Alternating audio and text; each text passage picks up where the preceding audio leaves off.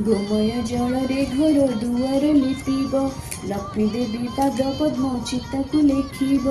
नुआ माण गोटिए अणाई जति बेगे धोई धोई करी ताकु सुखाइब आगे ताहाकु करिब नाना चित्र जे विचित्र चाउल को बाटी चिता लेखिब समस्त